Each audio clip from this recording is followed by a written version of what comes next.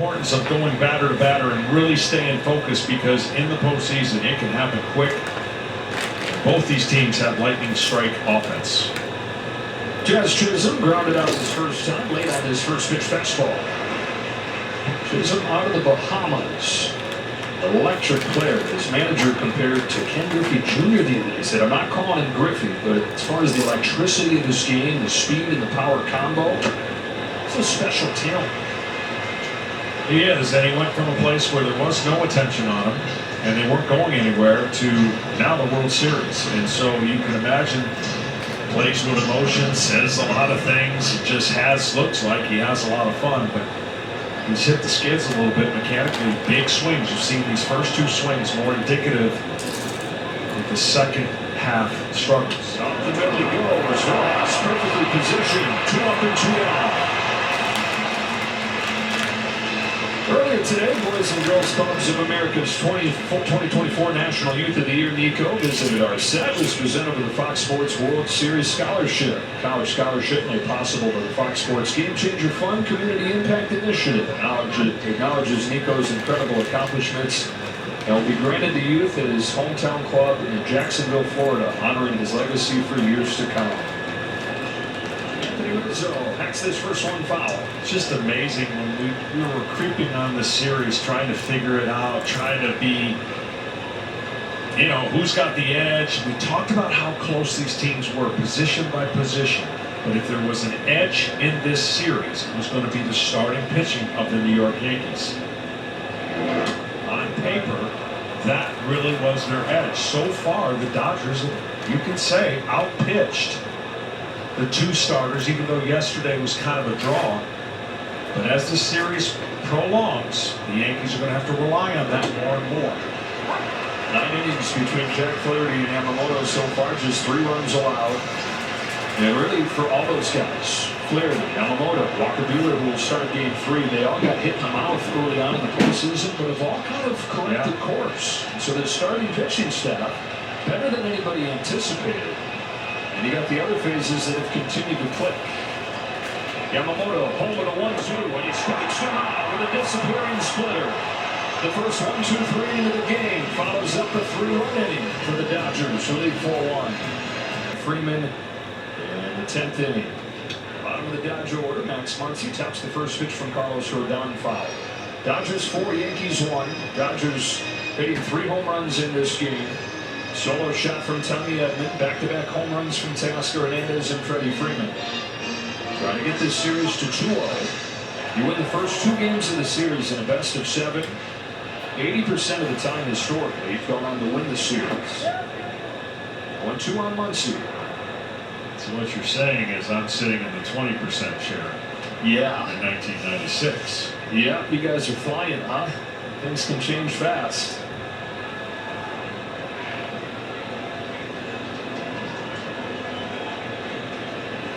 Don struck Muncy out the first time. Home with an 0-2. That's the pitch that got him on. This time he lays off.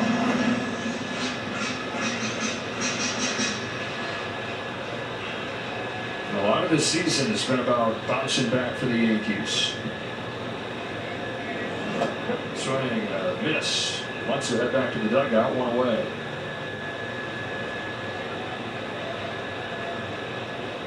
Looks like that may be the last hitter for him. Aaron Boone's coming out. Bullpen has continued to work.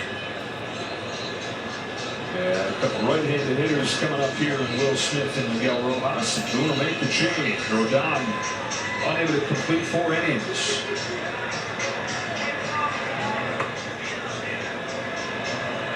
So Jake Cousins will come in for the second time in as many games in this World Series.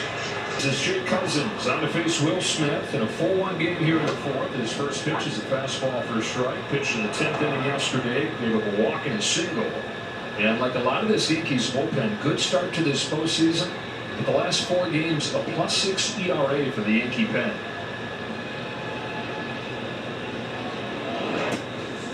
You can imagine it's tough on right-handers with that breaking ball and the secondary stuff. And now the Yankees bullpen's got to do exactly what the Dodgers bullpen do and hold the other team to no more runs if they're going to have a chance. Carlos Rodon only able to go through 3 1/3. Bullpen gets to work early here. Of course, the off day. The middle 3 games, and that's what we're talking about. The bullpen's so good early on, but it's tailed off. Struggled in the middle part of that Cleveland series.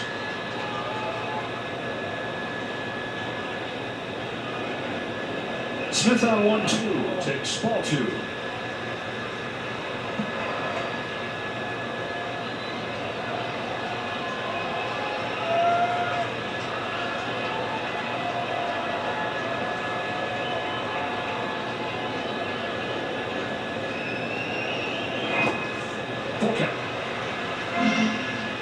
That's what you call spiking a pitch, and when you spike it, you just hold on to it in a way where you just pull it way into the ground, and those are the 54-foot version that you don't want. Cousins payoff. Smith lines the ball to deep center field. Judge running back. He turns and watches this ball hit off the wall. Smith headed to second with a double. Throw gets all the way to the plate. Smith hangs on at second. Will Smith has his first base hit in this World Series.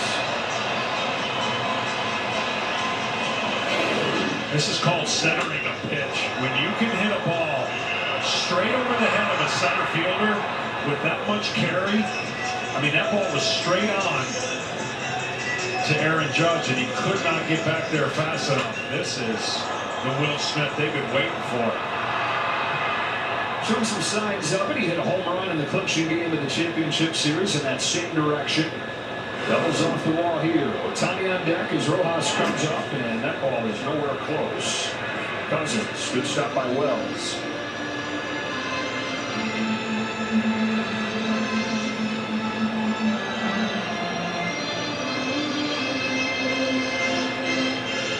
Cousins has faced 4 hitters in 2 days in this series. 3 of them have reached. And you've got to face a minimum of 3 hitters, and so he's going to have to deal with Ohtani. A 4-1 game here in the 4th. Let's go for 1-0. Rojas takes low, ball 2.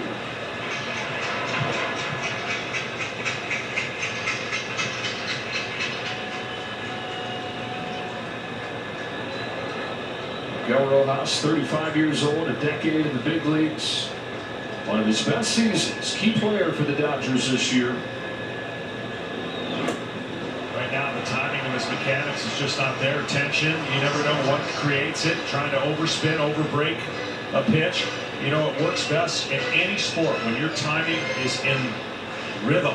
When you get out of rhythm, both too fast and too slow, it's never fun, especially when you have a dangerous hitter at the plate. There's a strike.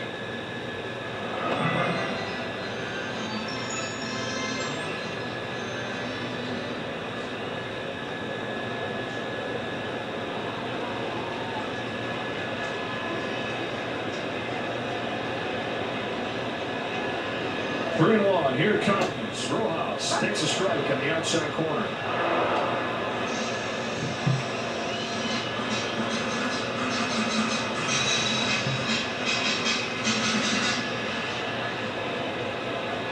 Big pitch here for the state the obvious. You get him out, then you can walk Ohtani. Bounces on to second. Torres is there. 2 gone in the 4th. Tonight's telecast is sponsored by T-Mobile, America's largest and fastest 5G. And I haven't seen 4 fingers yet from Aaron Boone. They're not going to put him out intentionally. You got to figure he's going to be really careful right here. Yeah. Putting him on intentionally would end up being second and third because he'll steal second. Bounces this one up the middle. Cousins made a good pitch, and he gets Ohtani to finish off the 4th. Back after a word from your local Fox station. Sometimes you... First time since the 1981 World Series. Game 5, and Ron Guidry had a 1-0 lead for the Yankees. Pedro Guerrero, Steve Yeager go back-to-back. Dodgers clinch the series in the next game after they trailed that series 2 games to 9. Yoshi Yamamoto trying to pitch him to a 2-0 series lead in this 24 World Series. And a night where they've gotten 3 home runs. Anthony Volpe, bottom of the Yankees lineup, 1 ball, 1 strike. Good news, bad news for the Yankees. You got time, you're only down 3. Bad news, Yamamoto's starting to pick up his fastball command. 14 of his last 17 coming into this were strikes, and that bullpen's fresh and ready. And Dave Roberts calls on it. Only 1 hit against Yamamoto in this game, and against the Yankees this year, a run on 3 hits over 11 innings. Lone hit was Soto's home run. Volpe on 1-2.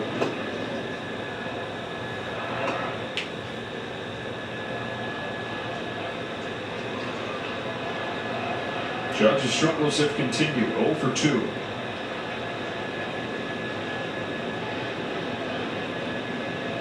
Volpe starting the 5th for the Yankees. Down on a disappearing splitter.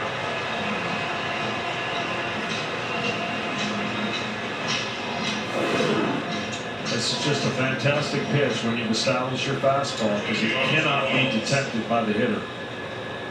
It just dives down and in. That pitch is thrown a lot against left-handers, but it's become an effective pitch against right-handers, because that's what happens. So you swing over the top of it. 3rd K for Yamamoto. Spins curveball inside the wells. I asked you before the game, we were talking about his fastball and his splitter. So what about his slider? Do you like that? And you said, I like everything. Yeah, I mean, look, the biggest thing for the Dodgers when they made this investment in this record contract is, will his size and his health hold up, right? That's the unknown factor. Because they pitch next year, they're going to have guys like Yamamoto and Ohtani on at least 6-day rotation, maybe 7. They're going to have to juggle a few things next year to adjust for their style of pitching.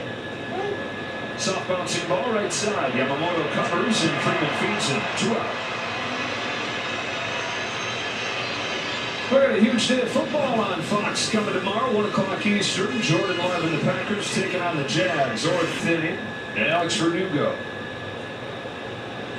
You mentioned Ohtani coming back. Ohtani, Yamamoto will be in that longer rest. Tyler Glasnow, assuming he's healthy, probably going to be on somewhat of a program like that. Well, in Japan, they pitch once a week, basically. They throw a lot, but they pitch once a week. So those rests, typically in American-style baseball, it's once every 5 days. Well, that is going to be the program that's different for those two, especially for Ohtani coming back from a second procedure.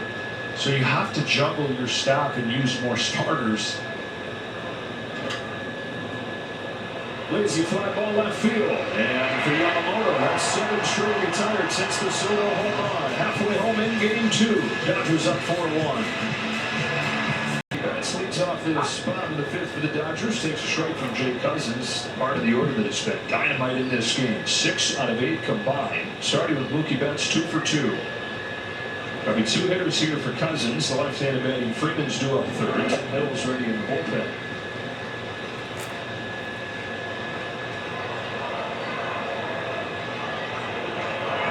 Funky.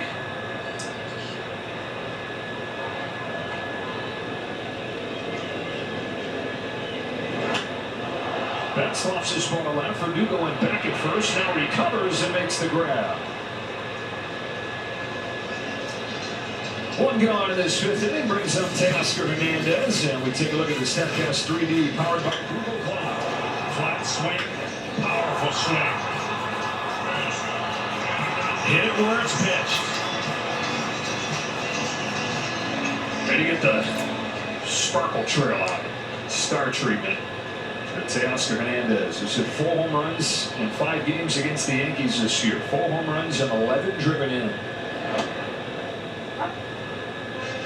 Brought the Dodgers, same thing that he's brought all his teams through the years. That production, but also the personality. You see the sunflower seed celebration. He's the one that started that. Sunflowers to the face of the guy that hit the home run. Chases badly here. He says that, you know, it's a game that brings a lot of stress, and he tries to bring as much joy and happiness as he can each day to the park to help everybody else around him feel good. Wanting to be in these moments, and he stays healthy, he'll have plenty of these moments with the Dodgers. Step 1 of the Shohei Ohtani contract that hopefully for Dodgers will bring multiple World Series opportunities. In a couple ways, right? Because the contract to get Ohtani on the team, but also the fact that he deferred almost all of it so they could build a championship team around it. Yep, it's one of the most unique contracts that I've ever seen.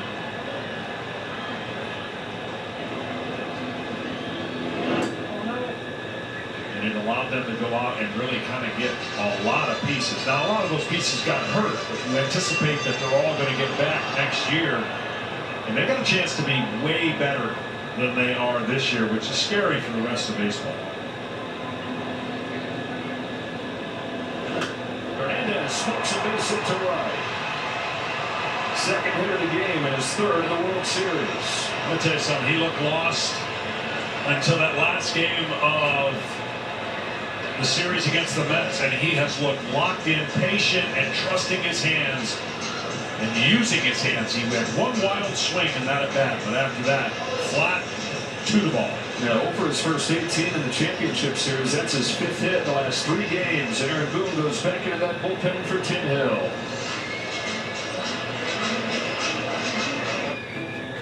Freddie Freeman, who has homered in 4 consecutive World Series games, back to what he did with Atlanta in 2021. That is tied with Reggie Jackson and Lou Gehrig for the second longest World Series streak. Only guy with a longer streak, George Springer, for the Houston Astros. Tim Hill's into the game. A lot of Yankees fans are saying this is a day late. Yeah. Last night is only going to be bigger and bigger if the Yankees don't climb back into this series and obviously win it. Last night was one of those games that. It is just one game, but it was such a shock to the system that it's easy to make those statements and say what if, should have, could have, and it comes down to execution. He didn't execute. Tim Hill's been so reliable for him. 1.59 ERA this postseason. Nestor Cortez hadn't pitched in 5 weeks. Strike one on Tommy Edman. Aaron Boone talked about, with Hill, the ball's probably going to be in play, and the speed of Ohtani coming into play with that being the case. And they coming into the series like the matchup, Nestor Cortez against Ohtani. In a vacuum, I get that. But to be dropped into that situation when you've not pitched in more than a month, it's asking a lot. It is. I mean, in fairness for Cortez, you've been a pitcher your whole life, but you're out of rhythm. You haven't seen action in 37 days. You lose the feel a little bit. All the simulated games and all that side work is great, but you lose feel for the moment, and the moment gets faster because you haven't been out there. And after he got the fastball pop-up, it was almost as if he forgot Freddie Freeman's ability on first pitch, what to do, and he just threw another fastball in the wrong spot. Freeman hit a ball as far as he has in a long time. I haven't really seen him turn on anything since he injured that ankle. Got his full on Edman.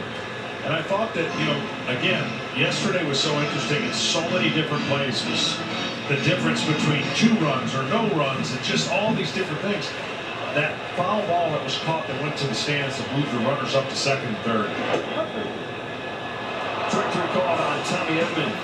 Finish off this bottom of the 5th inning. Juan Soto's got the lone hit of this game for the Yankees. It was a home run. He'll bat second when you come back. Good morning, commuters. Looks like we got traffic backed up for miles. Starting with a downed tree blocking East Avenue and a broken water main causing a bottleneck on the westbound lanes. We've got weekend travelers flooding the turnpike, meaning it's bumper-to-bumper traffic for the foreseeable future. I'd get comfortable. You might be there for a while. Toyota trucks. Let's go places. You know what's brilliant? Boring. Think about it. Boring is the unsung catalyst for bold. Let's go to given. 1 pitch, 1 out for Yamamoto here in the 6th. And down to Tom Verducci.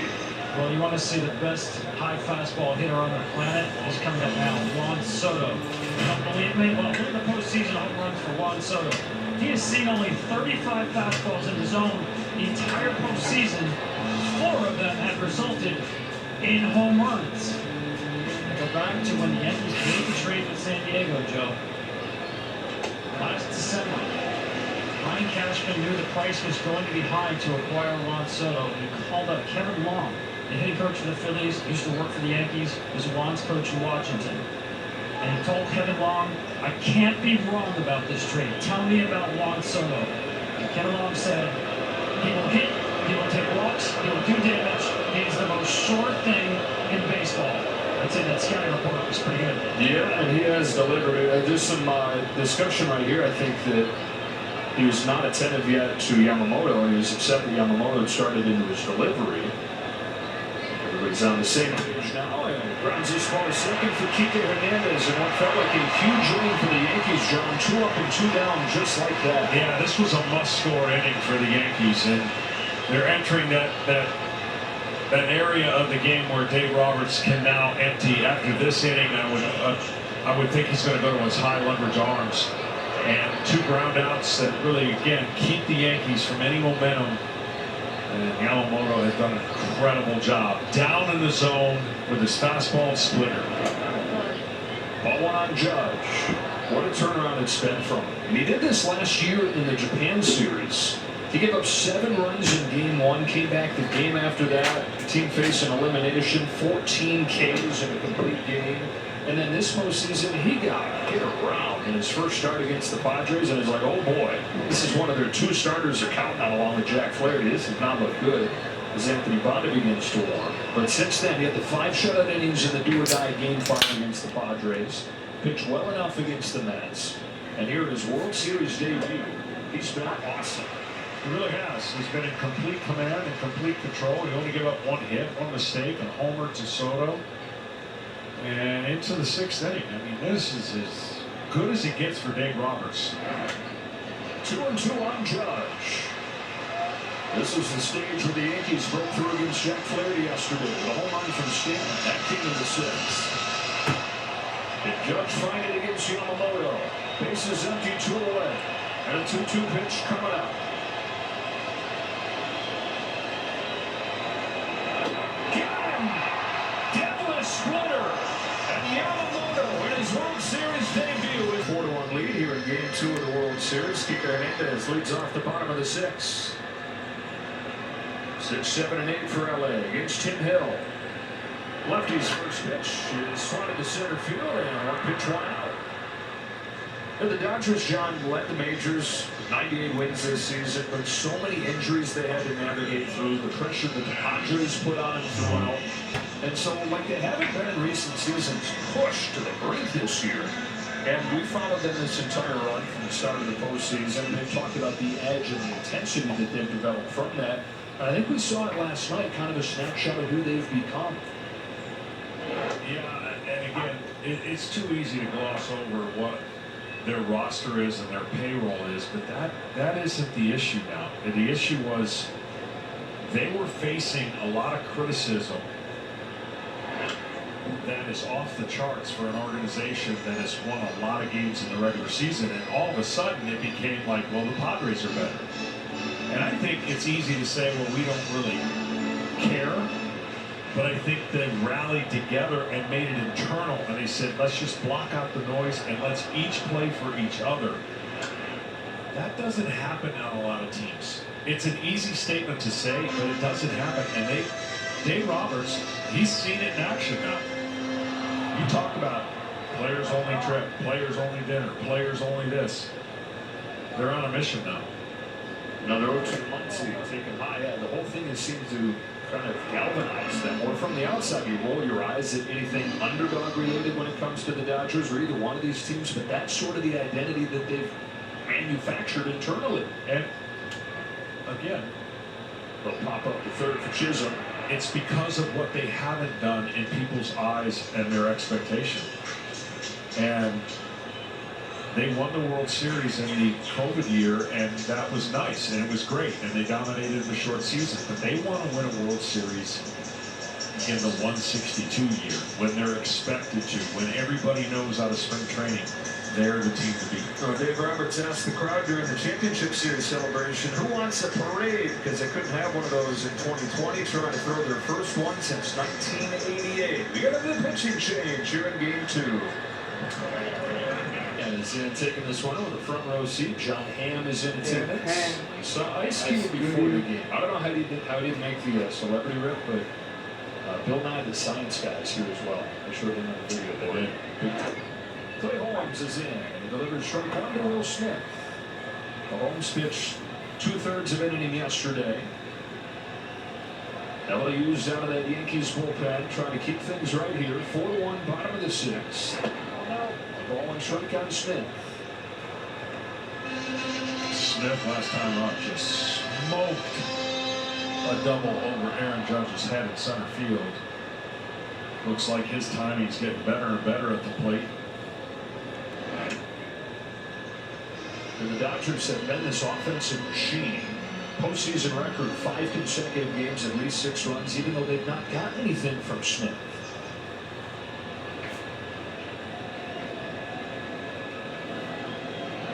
Silver John seems like the kind of guy that even when he's not showing up in the box score, he's finding a way to help you win games, like the sac fly last year. Absolutely. I mean, he's playing a premier position, obviously catching all those pitchers and navigating them through the game, and then delivering some clutch RBIs. Dodgers signed him to a long-term deal this spring. 29 years old. He signed a 10-year extension right before opening day. 6 seasons in the big leagues. Bat has always been there. The defense has grown. They've raved about the way he's handled the staff through this postseason, which has been a load with all the different pitchers they've had to use. Bouncing ball to third for Jazz Chisholm. And the Yankees cut back with a score to 6th inning. Into the late innings we go. The Yankees offense trying to